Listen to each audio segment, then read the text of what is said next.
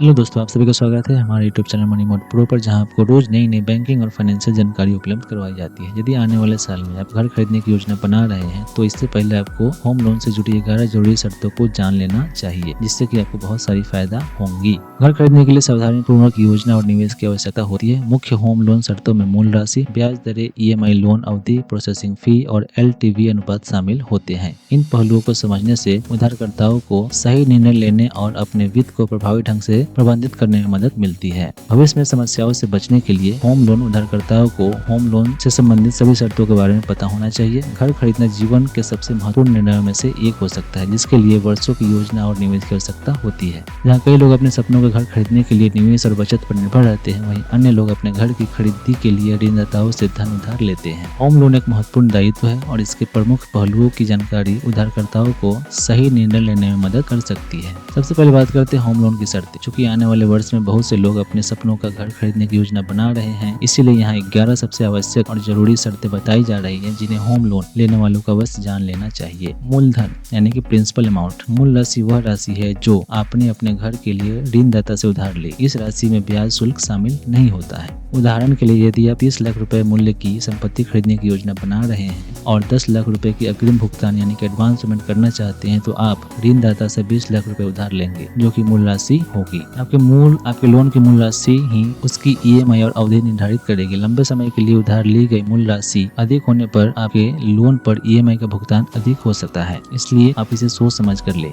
Number 2, ब्याज दर यानी कि रेट ऑफ इंटरेस्ट। ब्याज दर आपकी मूल राशि का वह प्रतिशत है जो ऋणदाता यानी कि लोन देने वाला अपनी सेवाओं के लिए लेता है। होम लोन की ब्याज दरें दो प्रकार की होती है, फिक्स्ड और फ्लोटिंग। फिक्स्ड होम लोन की दरें पूरी अवधि के दौरान अपरिवर्तित रहती है, वहीं फ्लोटिंग दरों को बाजार की स्थितियों के आधार पर संशोधित किया जाता है। और जब भी भारतीय रिजर्व बैंक यानी कि RBI अपनी रेपो रेट में चेंजेस करती है, तब आपके EMI में बदलाव होता है। होम लोन ब्याज दरों के लिए सुझाव। गृह लोन यानी कि होम लोन लेने से पहले विभिन्न लेंडर की रेट ऑफ इंटरेस्ट दर को जरूर तुलना करें, चाहे वे अलग अलग बैंक हो या फिर गैर वित्तीय बैंकिंग कंपनियां यानी कि NBFC हो। होम लोन EMI समान मासिक किस्त, जिसे हम EMI भी कहते हैं, वह निश्चित राशि है जो आप लेंडर को हर महीने ऋण चुकाने के लिए देते हैं। इसमें मूलधन और ब्याज दोनों शामिल होते हैं। आप प्रमुख बैंकों की वेबसाइट पर ऑनलाइन उपलब्ध विभिन्न टूल्स का उपयोग करके आसानी से EMI की कैलकुलेशन कर सकते हैं। इससे आपकी EMI जानने से बजट बनाने और वित्तीय योजना बनाने में मदद मिलेगी। ऋण अवधि यानी कि लोन टेन्योर। लोन अवधि से तात्पर्य उस अवधि से है जिसके लिए आप पैसे उधार लेते हैं। यह आमतौर पर 5 साल से 30 साल तक होता है। उधारकर्ताओं को खुद पर ज्यादा बोझ डालने से बचने के लिए लोन अवधि और EMI राशि का सही संयोजन सावधानी से चुनना चाहिए। लंबी अवधि के ऋण के परिणाम स्वरूप EMI कम होती है, लेकिन ब्याज की राशि अधिक होती है,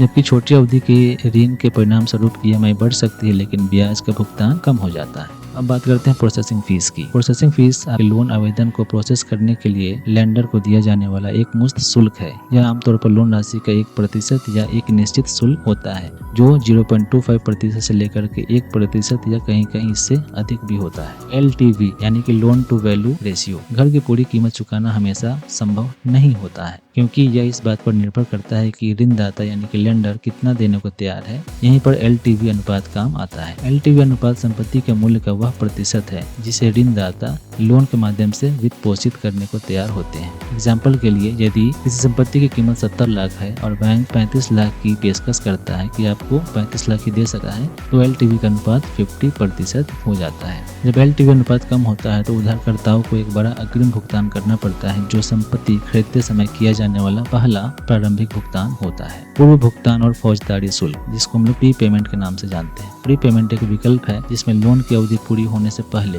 मूल राशि का कुछ हिस्सा चुकाया जाता है। जब उधारकर्ता अवधि पूरी होने से पहले पूरी मूल राशि चुकाने को तैयार हो जाता है, तो इसे फोरक्लोजर कहा जाता है। कुछ लेंडर पूर्व भुगतान और फौजदारी के लिए जुर्माना लगाते हैं यानी कि फाइन लगाते हैं, इसलिए ऐसे लेंडर का चयन करना ज्यादा सही होगा जो कि इस ऑप्शन के लिए फाइन ना लगाते हो। परिशोधन अनुसूची, जिसको हम लोग ऋण समाशोधन अनुसूची भी कहते हैं, यह एक विस्तृत तालिका है जो ऋण अवधि के दौरान आपके EMI का मूलधन और ब्याज को अलग अलग करके दिखाती है। यह प्रत्येक भुगतान के बाद यानी प्रत्येक EMI चुकाने के बाद बकाया लोन राशि को बताता है। यह पेपर आपको आपकी लंबित यानी कि पेंडिंग लोन अमाउंट को ट्रैक करने करने में मदद करता है और आप उसको समय से पहले भुगतान करने के लिए भी यूज कर सकते हैं। स्वीकृति पत्र, जब लेंडर लोन आवेदन को मंजूरी दे देता है तो उधारकर्ताओं को एक स्वीकृति पत्र प्राप्त होता है। इस पत्र में स्वीकृत ऋण राशि यानी कि लोन अमाउंट, कितना ब्याज दर लगेगा, भुगतान करने की अवधि, EMI राशि आदि जैसे महत्वपूर्ण विवरण शामिल होते हैं। शेष राशि हस्तांतरण, होम लोन शेष राशि हस्तांतरण आपको अपने मौजूदा ऋण को किसी अन्य ऋणदाता यानी कि लेंडर के पास ट्रांसफर करने की अनुमति देता है, जो होम लोन पर बेहतर शर्त जैसे कम ब्याज दर या लंबी अवधि प्रदान करता है। इन सभी पहलुओं को आप यदि गौर करेंगे तो आपको